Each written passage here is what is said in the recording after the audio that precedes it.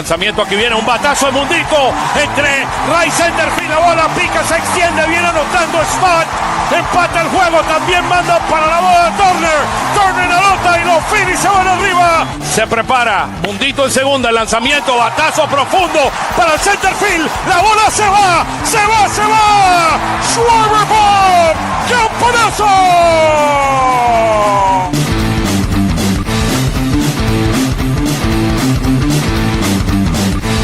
Aquí viene el lanzamiento, swing y lo ponchó. Ponche de Alvarado, amigos.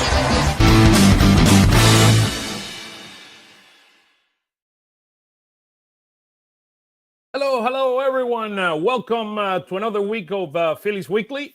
A very eventful week, we might say. And today we have a packed show with some great guests. And looking forward to talking about the Fighting Phils. This was not the best of our weeks. We went 2-4 and had a rough time in New York, and then had a better time in Chicago. But look, with everything said here, we're gonna have a packed show with two great guests. Let me bring the two stars of the show here. How about that? Let me see here. We can bring them right now. Tim and John Foley from on Patterson. It's let's see here, guys. Let's bring them on. There we go. The superstars of the show. How are you guys? I'm good. Good to be back on with you. Same here, Tim. John, what's going on? Not much, man. Just watching these games, trying to stay optimistic. Come on. We got to be optimistic, Zay. We got an interesting record. We're still on the plus side, 15-13. So as long as we're about 500 in the beginning of the year, I think we'll be in good shape. So look, bottom line, week 5 was not a pretty week, 2-4. We went 15-13. We're now 15-13. We're right now at home 9-4, away 6-9, and we are 4 games right now, but we're going to be 4.5 games after the Mets are like beating. I mean, they have a massive beating over the Nationals right now. I think they have 19 runs on them so far. So it's going to be 4.5 games starting Monday, starting Tuesday when we start play. Look, it's not been pretty. I mean, when you look at some of the inside numbers, we're 5-5 over the last 10 days. We are in the last 10 games. In March, we were 3-1, and in April, we're 11-21. And against the National League East, we're now 5-7. So, look, we started 5-4, but that beating, that showing in New York was not pretty. Tim, give us your thoughts about the week. I mean, how it started and how it ended, and your overall perspective where the fightings are right now. Well, I think you were right. It was bordering on disaster when you got swept in New York and then you lost on Friday 4 in a row and just had been in a funk. Then they came out, the bats woke up Saturday, they won again on Sunday. So I think they avoided disaster. Obviously, 2-4 is not a successful road trip, but being able to win Saturday without Jose Alvarado being needed out of the bullpen, and then Sunday being able to have Jordan Romano come in and look pretty good in that extra inning relief appearance. I think there were some positive signs. Still, though, I mean, you're kind of figuring out what is this team exactly. And a year ago, by this point, I think they were starting to really get into a stretch where they looked like the best team in baseball. They're not there right now. Yeah. How about you, John? What are your perspective in general, kind of where the team is right now? Yeah, I think Tim's right. You know, they avoided disaster, right? There's the old cliche, you can't win the division in April, but you can lose it. I think they were in a dangerous spot after that Mets series. Things could have spiraled from there. So I give them credit for not continuing down that path. And, you know, now they took 2 out of 3 against a good Cubs team. And now they're 15-13 overall. That puts them in a fine position. You know, with a ton of season left, if they get things straightened out. Now there are, of course, concerns, especially in the bullpen. Yeah, let's talk about the concerns. I mean, when you look at the kind of the overall perspective, at a high level, we're going to go into kind of where hitting is, where our starting pitching is, and where our bullpen is. Let's start at a high level. What are the biggest concerns? Like the top concern for you, Tim, what is it? It continues to be the bullpen. I think there's concerns in the lineup, but The bullpen would be the biggest concern. That can you win games on a day where Jose Alvarado doesn't pitch? There's just so little margin for error for Alvarado, Kerkering, and Strahm that if one of those guys got injured, if one of them, like we saw Orion Kerkering go through a few outings where he didn't look good, if one of them struggles, you're just really thin. Now, if Jordan Romano starts to get into form, you buy yourself a little bit more margin. But yeah, I still think in general they're short in the bullpen. Yeah, I agree. How about you, John? Beyond the bullpen, is there another area of concern from your perspective? Yeah, I think the top concern has to be the bullpen. For all the reasons Tim listed. I will talk about the lineup a little bit. I mean, part of it is just who these guys are. We've seen it for a few years now. They'll have games and stretches where they look unstoppable, the offense, and then they have the long stretches where they struggle. And I think that we just understand that's who they are at this point. They're going to catch fire sometimes and carry the pitching. The starting pitching is what we had hoped it would be for the most part. So you feel good about that. And, it really is going to be the bullpen is the unknown. How that goes for the rest of the season, I think, will tell us a lot about the team's success for the rest of the season. Yeah, look, the reality, I'll add one more component to this, and now we have kind of the image of Kepler there. I think the production, particularly in center field and to a certain extent left field, I think we have significant issues in terms of production. I do believe in Kepler. I do believe that he's a major league hitter that will come out of kind of, to a certain extent, the funk. He did hit better this weekend or this past week. I mean, on the road, I think he was hitting around 400, and we're beginning to see he hit a home run on Saturday, and we're beginning to see signs here and there. But we expect more from Kepler, particularly if he's going to be playing every single day. So, but center field is still a big question mark. I do believe that we should give Rojas an opportunity now that March is hurt and something happened. He has like a cramp or something that took him out of the lineup yesterday that people got a little concerned about. But production in center field needs to improve. I do believe that is one area that we need to continue to work on. Let's start with hitting. Let's talk a little bit about our hitting, and then we'll go kind of starting pitching and then relief pitching. Here's kind of where we are in general with the stats. We're hitting 4.43 runs a game, which is 11th now in MLB. When you look at some of the stats here, look at these numbers here. I don't know if you can see them clearly. I try to put the previous week. We were 7th last week, producing 4.67 runs, 4.7 runs a game. We went down to 4.4, and the Mets series we only score 8 runs in total, which was, really, extremely bad. And then when you look at our hitting on the road, when you look at some of the numbers here, they are very, very concerning. Look at that. Harper 2 for 23, Schwarber 3 from 21, Castellanos 5 for 24, and Turner was 3 for 21, but he got 3 hits yesterday. So he basically got 3 hits yesterday, and that raised the average from about 120 to 174. These are the guys that are getting the money for the team, where the expectations are extremely high. Look at our power numbers. Look where the team is ranked right now in home runs. 22 home runs, only 25. We're 25th in Major League Baseball. OPS, we're kind of middle of the pack, as well as the percentage of strikeouts. I think we've improved from where we were last year at 21.2, kind of where that's average in MLB. We were 1 in walks. Now we're number 3. And then those are runners left in a scoring position. We kept it. We're 27th in MLB. So, look, it's this. We're not slugging yet. How Topper likes to say it. I don't think this team is slugging yet. Do the history of these guys show that we're going to be able to slug probably in the summer? Probably the answer is yes. But I don't know. Give me your thoughts in general about our hitting.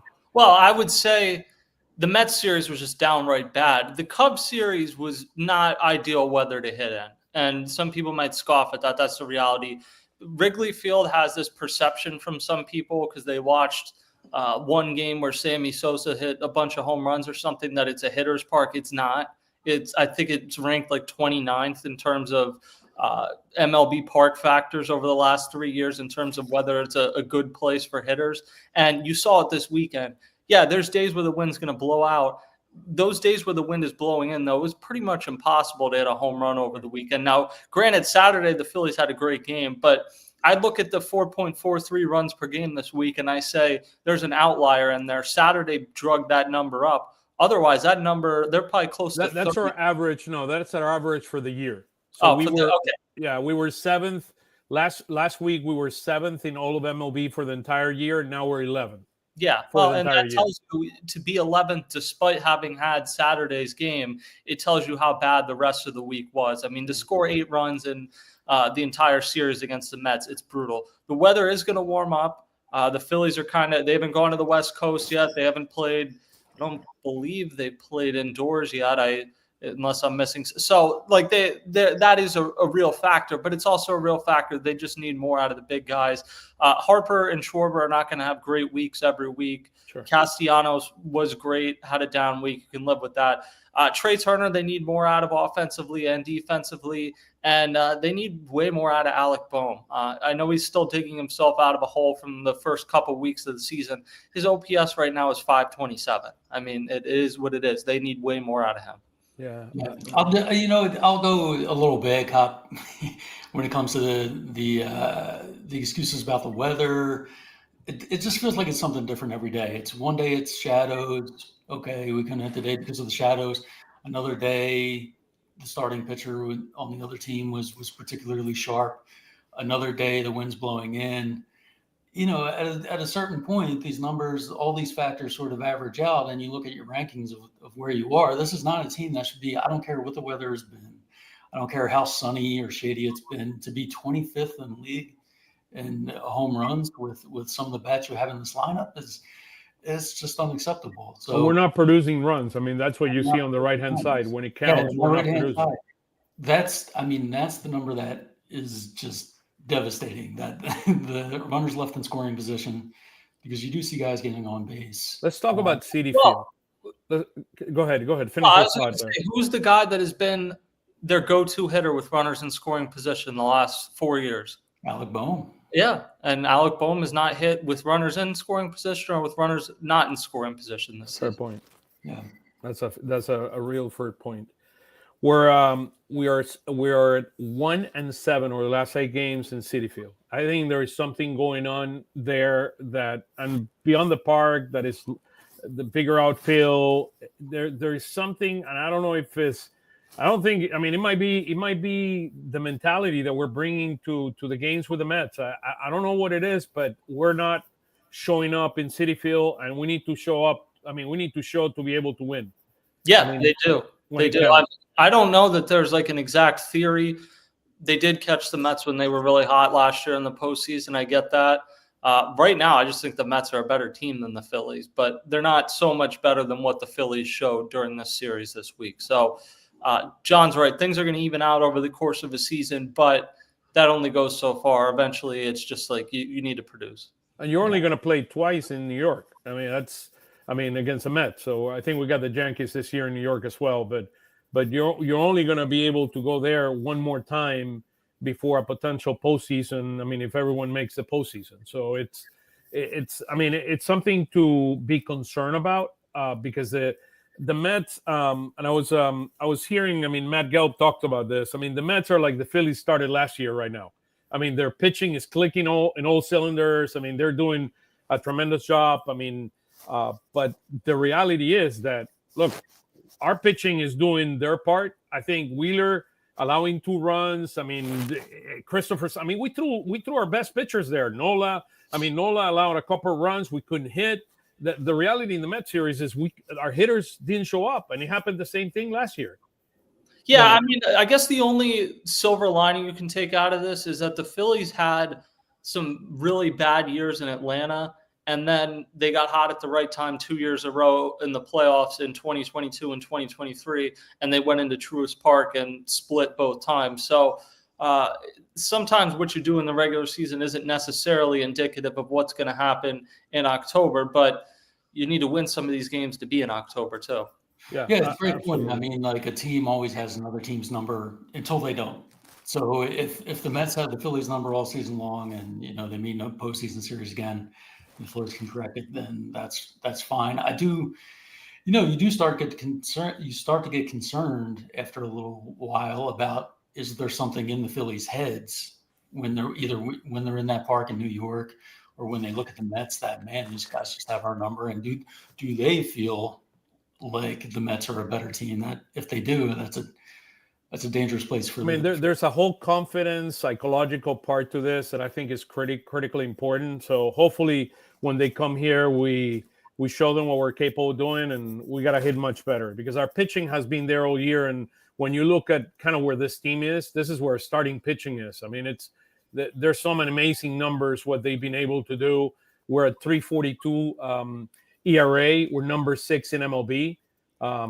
They, believe it or not, they won eight. They have 8 wins and 9 losses, while the bullpen is 6-3, which is, to me, remarkable, because our bullpen is 28th in ERA and our starting pitching is number 6. But the reality is, I mean, we have not been hitting the way this team is capable of hitting and supporting our starting pitching. I mean, and we saw it in the Met series. I think the encouraging part, and that trend probably is because they've had so many games where they didn't score till the 7th or 8th inning.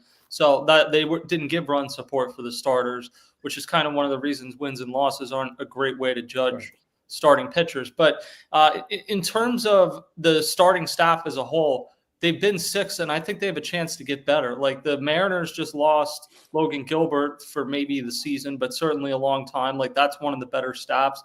The Phillies, on the flip side, they're going to get Ranger Suarez back in the near future. I don't know exactly when. Christopher Sanchez, it seems, avoided disaster. We'll see when he makes his next start. And Aaron Nola looked really good last night. So, I mean, Jesus Luzardo is going to have a bad start. It's going to happen at some point. But in general, you still feel like this has a chance to be the best rotation in baseball, which is a good sign and probably something they need, considering how the bullpen has pitched so far. Yeah. So we're going to have Luca Arcani is going to, from Crossing Broad, is going to join us in a couple of minutes. But I wanted us to kind of talk a little bit about, I mean, Luzardo has been incredible. That guy, 3-0, 173 ERA. In our wildest dreams, we would not have ever imagined Luzardo being this good. We know he's very capable. We need to be careful with the innings. I mean, this is a guy that have not pitched a lot of innings throughout his career, and he's had injury issues. So we need to be very, very careful. And I know that we've been kind of stretching him to the max because we needed it. Particularly, what was it, Saturday, that we needed him to pitch the way he pitched. But he's a guy that we're going to have to be very, very careful how we manage that whole component. But he's been amazing. Christopher was the injury scare of the week. Everything appears to be okay. That's what the indications. He threw a bullpen yesterday, to my best knowledge, and everything that came out okay. And the bigger question is, when can he go back on the mound? Because we're going to have Wheeler on Tuesday, and then the question is Taiwan going to pitch on Wednesday? And I don't know what the rotation is going to look like this week for the Phils. Yeah, we're going to find that out tomorrow, really. I don't have a great answer. It's going to depend how Sanchez came out. Do they think Ranger Suarez needs to make another rehab appearance, which, I mean, based on how he's pitched, I don't really know why he would. But I know Scott Lauber reported yesterday that it seemed like he probably would make one more minor league appearance, and I trust Scott. So if that's the case, then maybe you push Taijuan Walker up, because maybe the next time through the rotation, he's not going to be in the rotation. So, yeah, I think overall the rotation's in a good place, and certainly in a good place that Christopher Sanchez, it seems, avoided a major injury.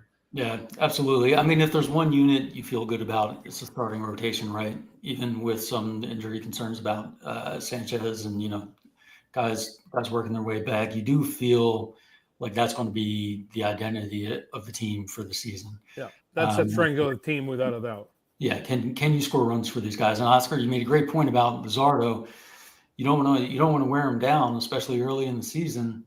But that's really going to be a function of the bullpen. Can they get a couple more guys that they can rely on. Because if you've only got, Alvarado and Strom and maybe Kerkering in the pen that you trust, the tendency is going to be to try to stretch out your starters maybe an inning more than you would. And that's what's happening right now because our relief pitching has not been solid. I mean, 29th in MLB. We are trying to leverage our strength, which is the starting pitching, and it's going to, at some point or another, is going to impact us. And the problem is, my biggest concern is that we have two issues. We have an issue at the top, wearing down the Luzardos, the Christopher Sanchez of this world. And then on the other end, wearing down the Alvarados and the Stroms. And it's not a good recipe for success. So the bigger question here is, when is Ranger coming back? And it's a valid question, and you brought it, Tim. I'm not 100% sure what's going on. He pitched 75 pitches last time, or excuse me, what was it, 56, and then he's now up to 78. They're bigger questions, and I know Tyler from Phil's Tailgate, is going to be talking to us in a few minutes, and we'll talk a little bit more about Ranger. Let's cover a couple of things before we bring Luke in. The bullpen, 5.28 ERA, number 29th in baseball. It was 28 last week. How about that, guys? By the way, actually, our ERA went down. Yeah. From it was like 5.56 to 5.22. The number that I put in there is a 5.28. But it's scary. And by the way, our starting pitching leads MLB. We're number 4 in innings, and we're number 1 in strikeouts. So 9th in base on balls. So the starting pitching is doing an amazing job, but our bullpen, it is a major area of concern. Yeah, Romano had a stretch previously where you thought maybe he was coming out of it, and then he had that disastrous Saturday performance. So yesterday was good. We'll see if that translates to anything else. Orion Kerkering, the Phillies need those 3 or so appearances where he really got hit hard to be a blip on the radar, and if they are, he's one of your top guys. I trust Alvarado, I trust Strom, but like you said, wearing them down it is a concern. And I think they've done a good job in general managing Luzardo. Like, he could have potentially been stretched out to 8 innings a couple weeks ago. They held him at 7 on the Sunday game. So I think I worry less about the starting rotation, especially because you have some margin for error. Not that you want anyone to get injured, but if one guy goes down, you have Ranger coming back, you have Andrew Painter at some point this summer. Worst case, you have Joe Ross you can try to stretch out again. The bullpen, if Matt Strom went down or Jose Alvarado went down, you're screwed. So there's no plan B in the bullpen. No, there's not really a plan A, but there's certainly not a plan B. I think the Romano is the key. Like you said, it seemed like maybe he was getting out of it. And first it was like, I picked up this mechanical issue with the leg kick. Now things are going to settle down. And then I heard someone claim that maybe he was tipping his pitches in the start after that. And that's the type of thing you hear from a guy who's really going to have an unsuccessful season, where it's just, now we got to fix with this, or now we got to fix with that. But this is a known risk that they took. This is the gamble that they made in terms of going with this bullpen, sort of really rolling the dice on Romano coming back and being healthy and effective. And it's a gamble they've lost, at least for now. Hopefully, yeah, that's the thing. We talk about there is risk in giving Jeff Hoffman a 3-year deal, but you have to consider what the alternative is, and that's going out Romano. And I get why he was an interesting bounce back candidate. If he was going to be like your number 3 reliever, right-handed reliever, that's great. But to have him come in as your number 1 right-handed option, it leaves you with no margin for error. And this is a guy that had an elbow problem last year and also only pitched 15 times last year. So there's a chance when you take these risks on guys, it's not going to work. And so far it hasn't worked. Now, he may be coming out of it. He's working hard. I don't doubt that. But obviously you're going to have to see a little more. Luke, how are you, man? I'm good. How are you guys? It's great to have you here. How's it going? Yeah, absolutely. Nice to talk. You didn't go to the White House? No, not at the not at the White House. By the way, I didn't say it in the beginning. Jeff is not here because he's in the White House and he's sending selfies of himself and all that. I mean, incredible. You think he's picking up any girls at the White House? Yeah, well, he has his Penn State hat. I mean, anything is possible. I mean, he tells me he's not catching anybody with his Phil's hat, so he has to apply to his Penn State hat.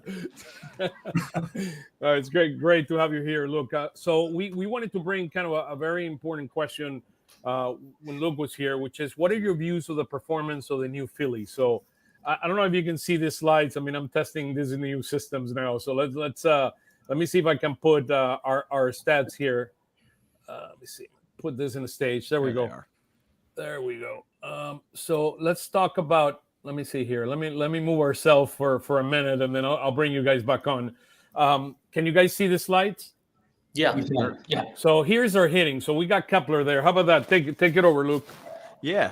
So I think as far as Kepler, I honestly think I've been maybe a little higher on him than some people have. I think I've seen a good amount of, maybe off to a slow start, which I don't think maybe this isn't the start that people expected. But I mean, at the same time, he's hitting the ball better than Trey. He's hitting the ball better than JT. Like he's been a pretty productive-ish bat so far. The biggest thing for me has been he's getting on base way more than he really has ever in the past. The on-base percentage right now is about 50 points higher than his career average. It's at 353 right now. The highest it's ever been in his career is 332 over a full season. So obviously just a 25-game sample size, but he's walking a lot more. Last year in 105 games, he walked 22 times. This year, he already has 12 walks in 25 games. He's getting on base a lot more. Obviously, I think the people want some more pop, and I think the team could use some more pop out of him. I think that will just sort of happen over time. I'm not necessarily, worried about his bat. I expect him to continue to play left field, but at the same time, I think it's a little telling looking at the lefty versus righty splits. And heading into this season, they were very adamant about him playing every day. And then you go and look at the splits, and he has a 445 OPS against lefties and an 840 OPS against righties. Whether right, Luke? This was his history before. Yeah. And what was the OPS again? Read the so OPS. It's 445 against lefties and 840 against righties. So it's about a 400-point difference. And whether they say it or not, it's slowly starting to turn into a platoon. Whether it's, these occasional Schwarber games or when Marsh is in there occasionally and left. But these days that Max Kepler's getting off is none of them are against righties, and I don't think that's a coincidence. Well, and now that Weston Wilson's back, I think Weston Wilson is playing left field against lefties.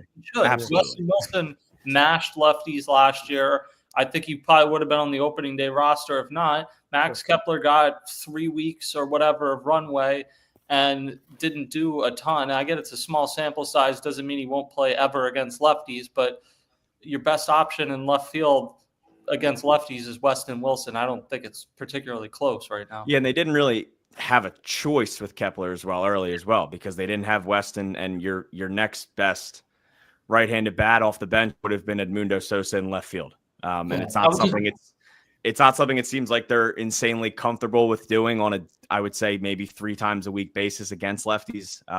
But now that Wilson's back, I mean, if there's a lefty on the mound, it's probably going to be Weston Wilson. And I would just argue that they had a choice. The choice was back in the offseason to get a right-handed bat or a left-handed bat, and they went with the left-handed bat in Kepler, and you're getting pretty much what you probably should have expected out of Kepler. He's hitting well against righties and not against lefties, and that's. I'm surprised on the on-base percentage. That's a really, really good number at 353. He's walking a ton. He has 12 walks through 25 games. And I mean, like, while he's I wouldn't say slugging. He's I feel like he's hitting a good amount of singles. Like, he's finding grass a lot. So I've honestly been pretty sort of happy with how he's started off, even if it's not, exactly what we expected yet. Well, he's a victim of his own success in spring training, I think. He looked like Gary Bonds in spring training, where he was squaring up every single ball that he hit, and you're like, oh my God, did the Phillies find a diamond in the rough? There's like just a reality independent of Max Kepler that the fit it never really made that much sense because it's another left-handed hitter. So he might have a good season, but you still have this problem with too many lefties in the lineup, I think. What do we think about Wilson moving forward? I know he's had great numbers against lefties, but it's been a small sample size. I think only about 60 at-bats. You got to give him the opportunity. Yeah, I feel pretty good about him, quite honestly. And I thought down the stretch last year they made a mistake not pivoting from Austin Hayes to him sooner. I think he's just better, honestly.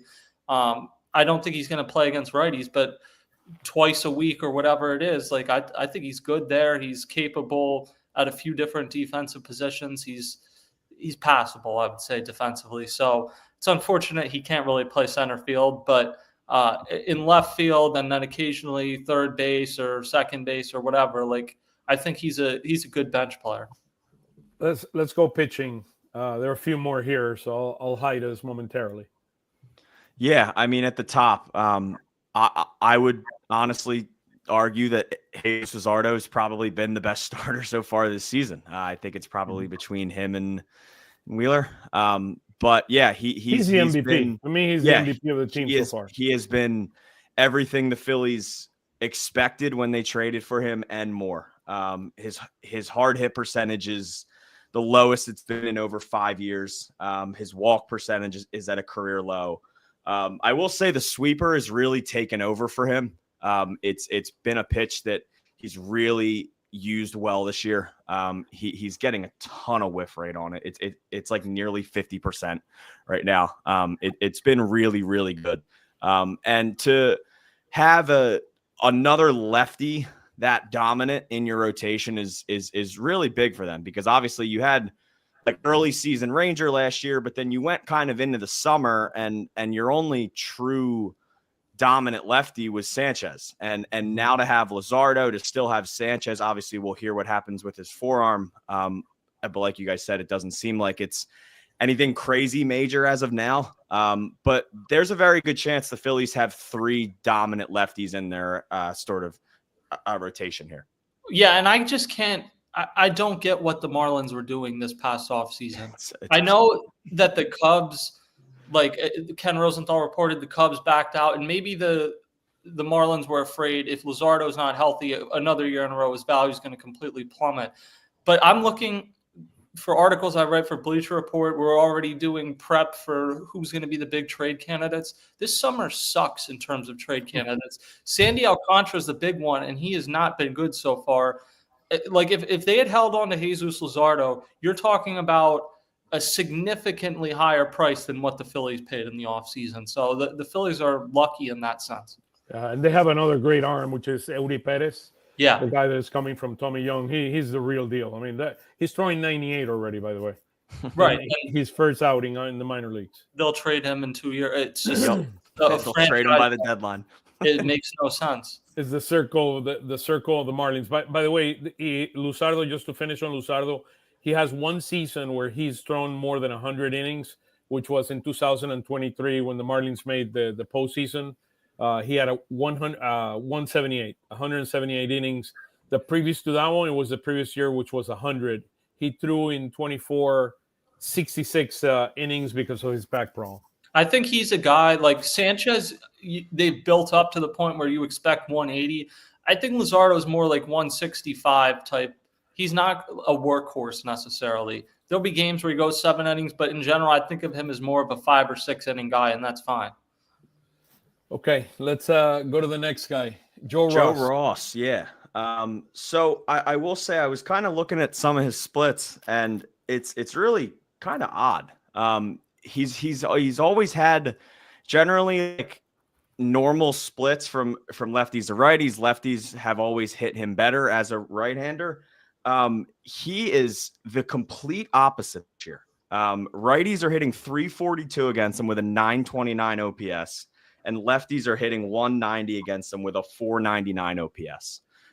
That sort of surprised me. I wouldn't say he's necessarily, been the guy they hoped they were getting. But at the same time, I don't really know how much they expected from a guy that wasn't necessarily either a starter or a reliever. He was just kind of used in Milwaukee wherever they needed him. So I will say he hasn't allowed his one earned run over his last 6 1/3 inning. So maybe there's something trending there. I feel like the velo's been a little more up than it was in the beginning of the season. But yeah, not a guy that at the beginning of the season I was hoping would have to take down some big innings, but that's kind of been the case so far with this bullpen. Yeah, I don't really understand exactly what they signed him anticipating. Yeah. Like I viewed him more of a swing guy. They never stretched him out in spring training, and he's been all like this past weekend. He looked good out of the bullpen. The Atlanta series, it was a disaster. So I don't really know if he's a long man, a leverage guy. The whole thing is a little bit weird to me. Yeah, to me, his inconsistency is my concern. I mean, I will never forget what he gave Osuna in Atlanta. I mean, it was a ball in the middle of the plate. I mean, at I don't know, 80 miles an hour. I mean, the And guy Austin put it on another Riley. planet. Yeah, and Austin Riley, absolutely. Yeah, he. I mean, he's looked very inconsistent. That's the way I look at it. I think he has talent. I think I give him praises for what he did. I mean, after Christopher Sanchez got hurt, that he came in for him in New York. I mean, I give him a lot of praises. He threw three gutsy innings there, but I mean, we just need more consistency out of him. I think that's more what his value is pitching like Long. a starter or a long man, as opposed to being a guy that comes in the 8th or 9th inning. Yeah, And that is we the saw challenge. it the other day in Chicago too. I mean, they used him for 3 innings, and he actually looked probably the best he's probably looked all season.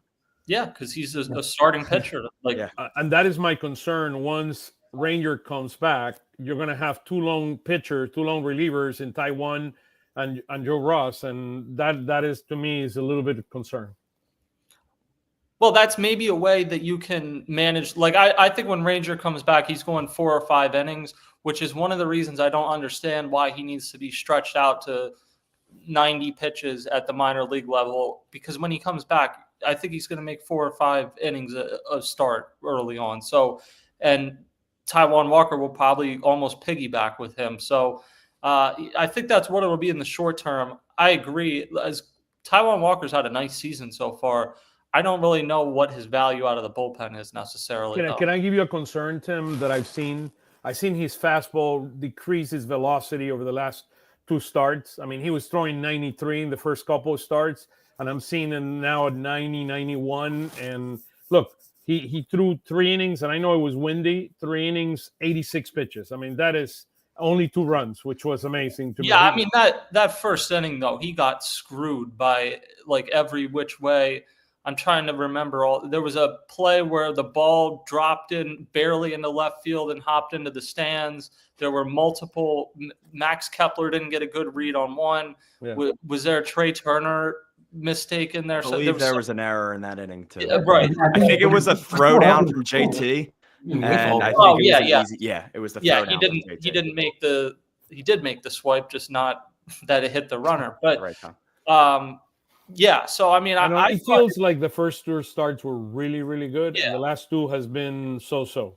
Well, I mean, he left 2 starts ago with the shoulder thing, so we'll see how he holds up as the season goes along. But considering where he was at last year, I think it's been a pretty remarkable turnaround for him that he's providing value for you so far. And I guess we'll see if he's able to do, assuming when Ranger comes back, he goes to the bullpen in some form. We'll see what value he has. Let's talk Romano and Hernandez. We're going to have Tyler join us momentarily. Go ahead, Luke. Yeah, so for Hernandez, I mean, not a ton there. It's a waiver pickup that's been bad. There's not, I don't really expect much out of many waiver pickups. What's unfortunate about Hernandez is if he could locate the ball, he'd probably be an okay bullpen piece. He just can't get the ball at the plate. I mean, he throws gas, and his off speed actually isn't terrible. He just can't locate the ball at all. He has a good arm. So there's he no doubt does. that he has He's a a great arm. really good arm. He just can't find any location. I do think, obviously, with some rumors lately about like this Heth Johnson stuff, him moving into the bullpen down there, I think if they do make a call up, it seems like Hernandez is probably the odd man out. I don't know how much longer Hernandez will be in this bullpen, but not really a ton there for Hernandez. You're going to have to make a move when Rainier comes up. Right. Yeah. I mean, I think he's got really good stuff. So he'll probably get claimed if they DFA him. But he's frustrating because you can't trust him to be in the strike zone. When he's in the strike zone, though, he looks like a guy that could pitch in the ninth inning. Yeah. That's the most frustrating part, is because if he could quite literally just throw the ball over the plate, his off speed is really good. It's just he just cannot locate the ball. Yeah, just unfortunately he's not there right now, and there's going to be it's going to be a numbers game when a couple of these guys make their way back, and I agree. I think he's the odd man out. Let's talk about Romano. There he is, probably the hottest topic, I would say, of the season so far. I think you framed it perfectly before I got on here. Jordan Romano coming to this team being the third best righty would have been good. Him basically having to take down the top right-handed innings right now after a few bad outings from Kerkering is extremely not ideal. I will say I was pretty encouraged by last night. I thought his stuff looked good. The velo was still up. I feel like what's tough for Romano and a lot of these guys that only have two pitches is the tendency for a two-pitch pitcher is if one of your pitches isn't working, the other one probably isn't working either. They just go very hand in hand. So I don't know. I mean, it's been a roller coaster, definitely. He's shown that he can be really good, and he's also shown in that Saturday game against the Marlins that an 8-run lead might not be safe when he enters the mound. Yeah, the problem with him for the rest of the season really is he can go 3 months without giving up a run, and the second a runner gets on base, especially at a home game, like it's going to be a lot of nervous energy because of the first impression he made. And it's a professional athlete. I get it. Like it's your job to set things aside like that, but that's got to be difficult to overcome that perspective or that perception. Yeah. I mean, and it's definitely like going to a new city after coming off arm injury. Like this guy obviously, and not like every athlete doesn't, but he obviously wants to be as good as he can in his new city and sort of make a good impression. And it's been the absolute opposite of that so far.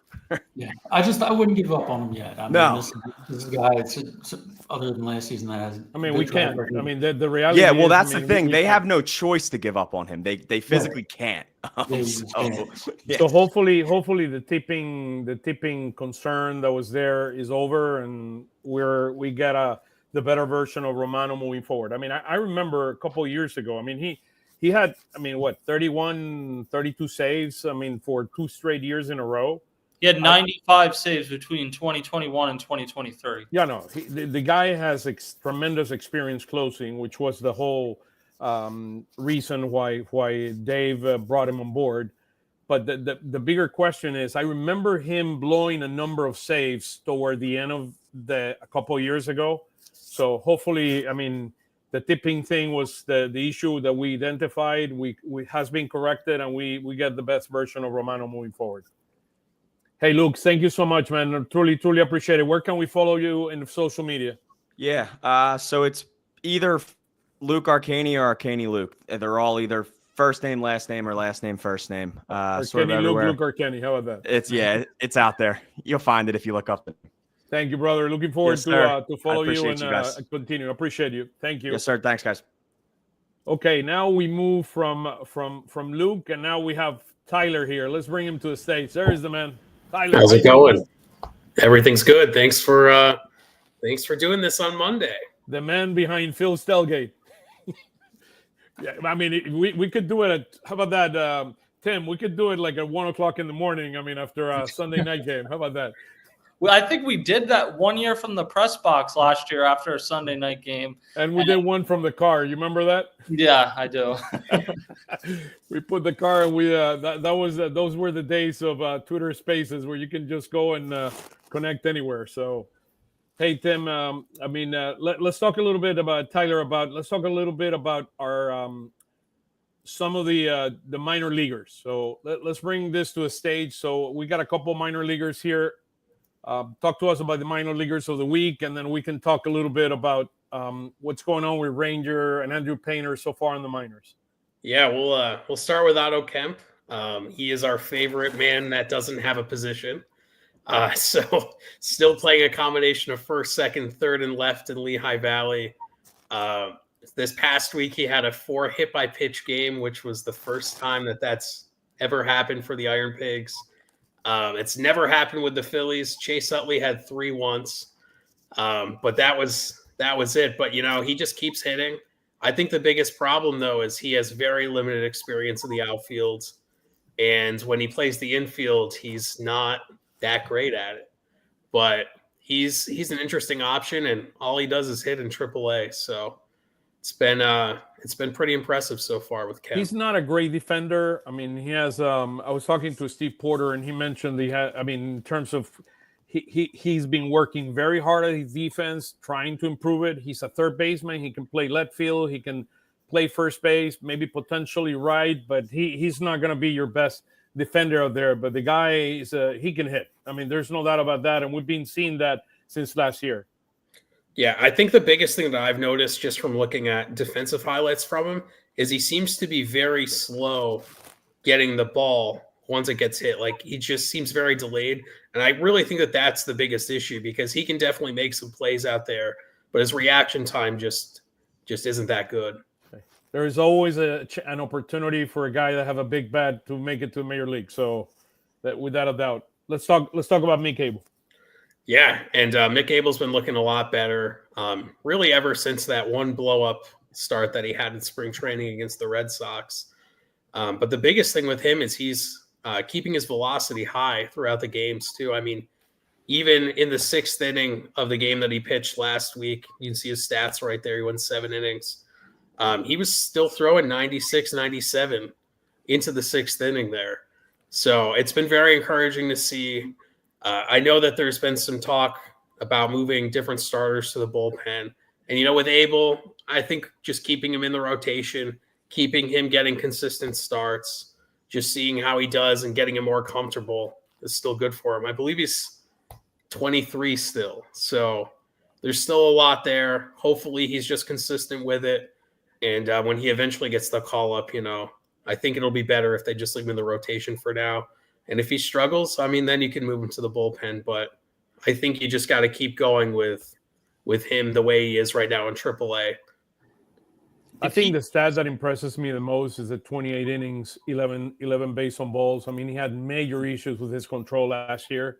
So that shows a significant improvement versus where he was. If he keeps pitching like this, I think this is the year where you sell high potentially, because he doesn't really have a path to the rotation with the Phillies. You're not sure even if he's going to be good necessarily. So if he's pitching like this, and I'm not saying he would headline a trade, but if he's like the number 2 guy in a trade, I think that's the most likely thing with him at this point. I don't see a huge path. And Otto Kemp might be the same deal, where these guys will make the majors, but it won't necessarily be with the Phillies.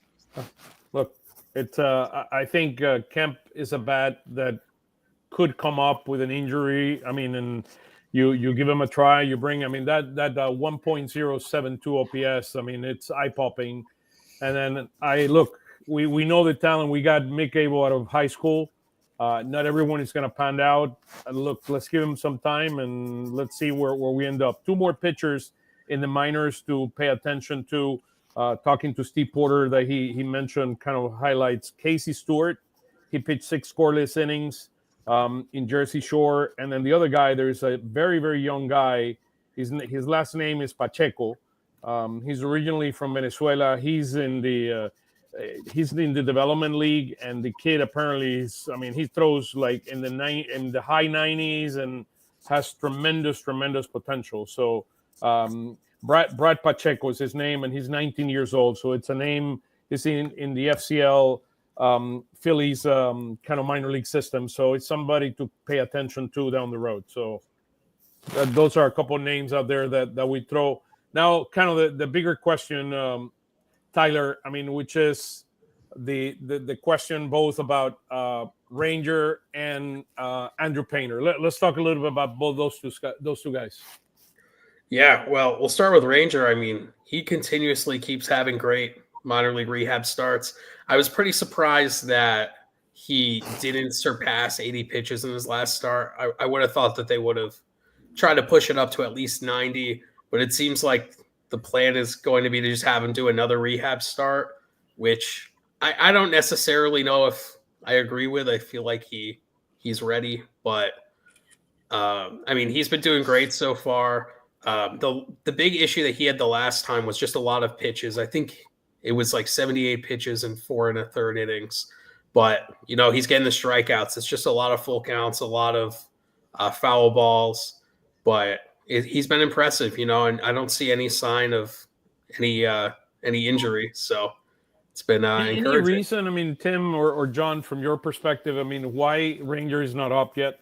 No, I'm a little confused by that. I had believed this would be his last start, and who knows? Maybe we'll get there tomorrow, and Rod Thompson will say he's coming back this weekend or whatever. I guess like they don't need to rush him because they don't need him necessarily. But if he's healthy, he's healthy. He's ready to go. I would bring him up. Yeah, if he's healthy, he's part of your team. He's one of your guys. An all-star line. Yeah, I mean, if he's healthy now, you may not want to go out there and let him throw 7-8 innings, but if he's healthy, you know, let him pitch in the major leagues. Yeah.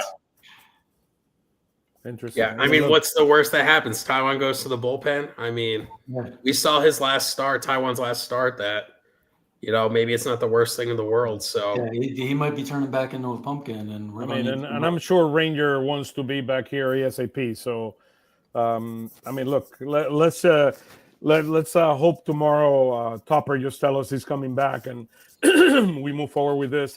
I think the most important thing to keep an eye on is Christopher Sanchez. I mean, that is until Christopher Sanchez doesn't throw, I mean, 5 innings and doesn't have any issues with his arm. I mean, I won't be happy. I mean, look, if anything happened to Christopher Sanchez, it's not gonna be easy for this team because he's a core component of this. I mean, what Wheeler, and the good thing is Nola is kind of turning it around, which had a great outing yesterday. I mean, it's going to be absolutely critical. How about Painter, Tyler? yeah, Painter's last 2 starts have been really good. His first start, when I watched it, you know, there was just a lot of full counts with it. Someone else gave up those runs of his anyway. But, you know, he looks just as advertised. You can tell watching these starts too that he's just mowing down these guys with ease. So they're definitely keeping him back a little bit. It'll be interesting to see how long he's in Clearwater for, or if they're just going to, you know, slowly progress him off the ladder or just throw him in AAA at some point. But, yeah, he's been doing great so far. It's just the competition has no chance against him. Yeah, I mean, look, I mean, from your perspective, Tim and John, I mean, what's your perspective in terms of what's going to be the process for bringing him back up? I would think you're going to have him progress, that he goes to Lakewood and Reading and Lehigh Valley. So you got to be getting pretty close to the point where he goes up a level, I would think. And they don't need to rush him, but if July is still the loose target date, you're getting to the point where maybe he goes 4 innings in a start. Maybe he does it at Reading instead of Clearwater. Like, you want to see him kind of prove he's too good for competition, even in the upper levels of the minors. Yeah, I think that's right. I mean, it's probably about time for him to move up. The hitters seem overmatched at this level. You know, I haven't been as excited about a prospect like this in a long time. So health first and foremost. Any conversation about him moving to the bullpen, I think should just be eliminated right away. I mean, this is the type of guy who can anchor the top of your rotation for a decade. And you don't toy around with that just because, you know, Jordan Romano's been a disappointment and you need to fill Right. in the bullpen. So, you know, I think that's the attitude of the Phillies organization as well. I think they're going to make sure he's healthy, bring him along on his innings count with that loose target in mind for the summer. And but yeah, I would like to see him throwing some of those innings against a little bit, double A, triple A guys.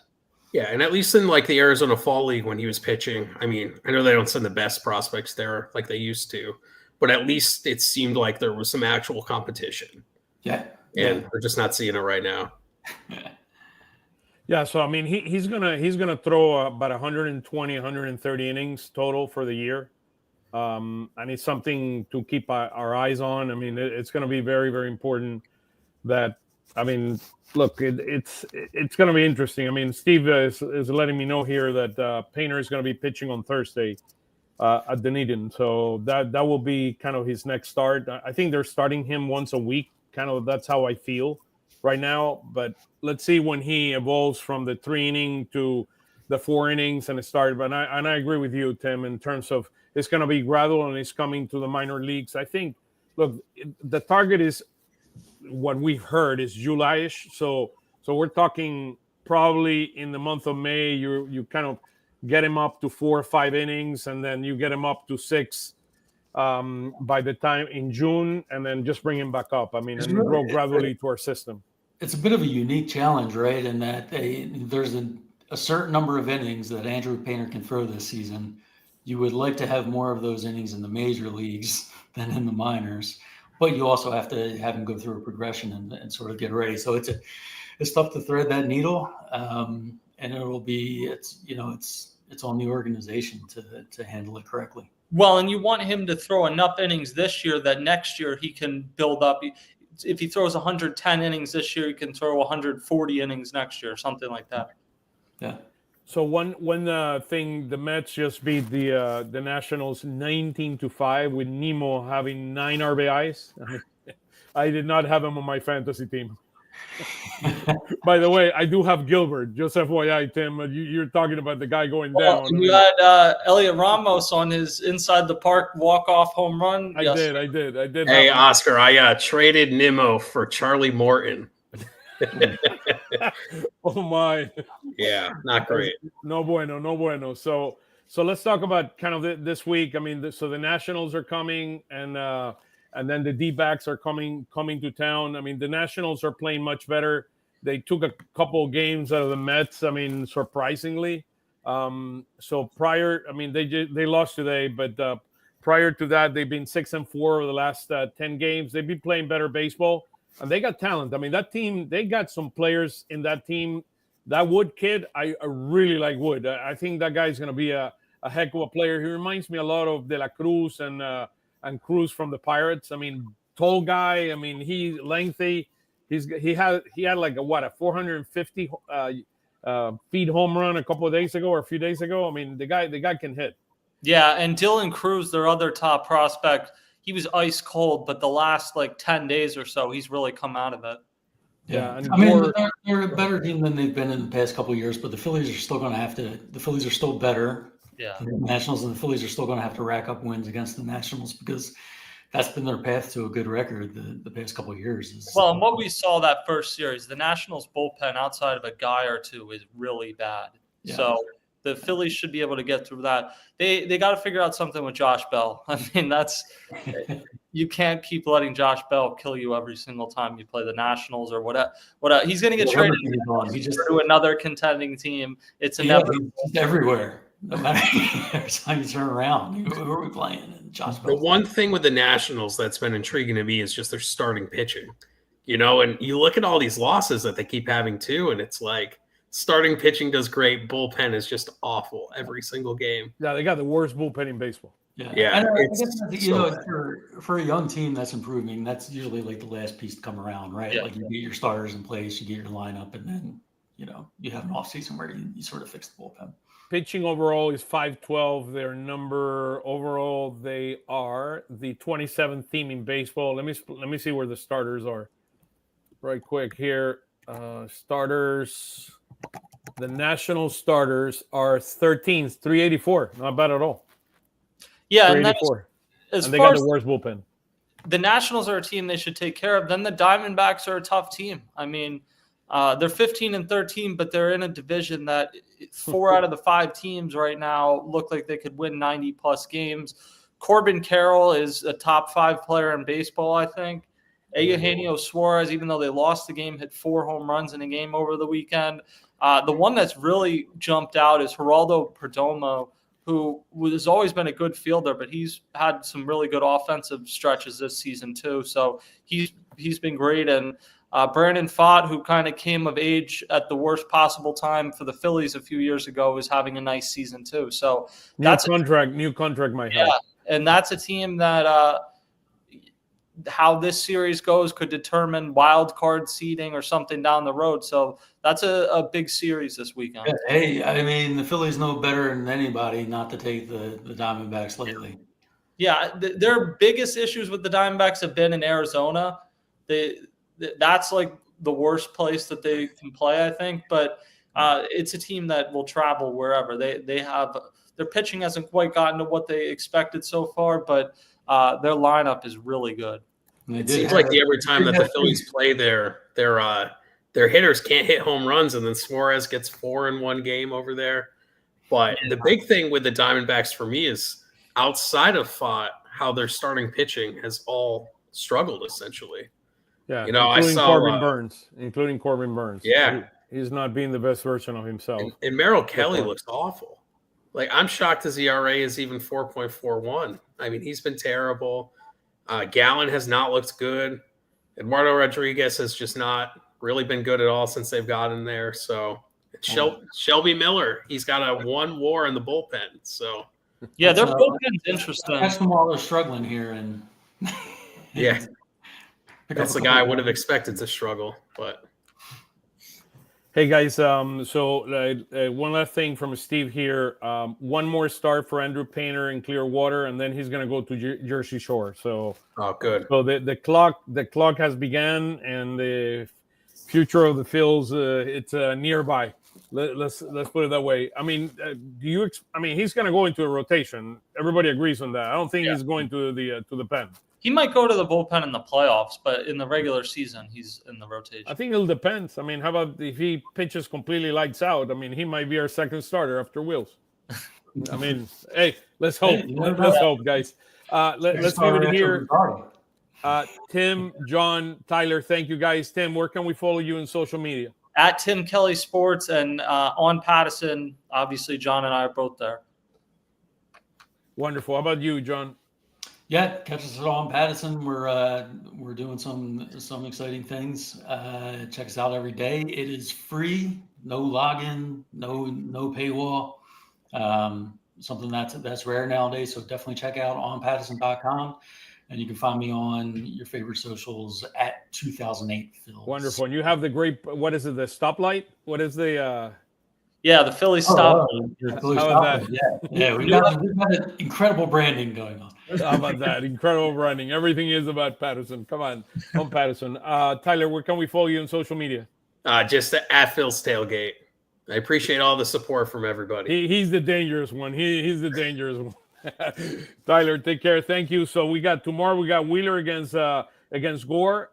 Then probably Taiwan Walker on Wednesday if everything goes according to plan. Right now it's TBD. That's Wednesday, and then Thursday TBD against Brad Lord.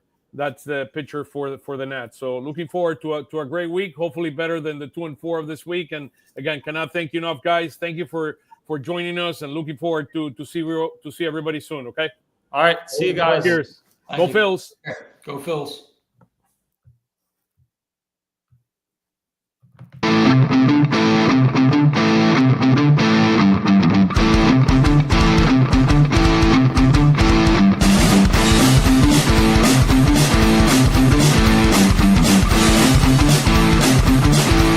Lanzamiento, aquí viene un batazo de Mundito entre right center field, la bola pica, se extiende, viene anotando Stott, empata el juego, también manda para la bola Turner anota y los Phillies se van arriba. Se prepara Mundito en segunda, el lanzamiento, batazo profundo para el center field, la bola se va, Schwarber Bob, ¡campanazo!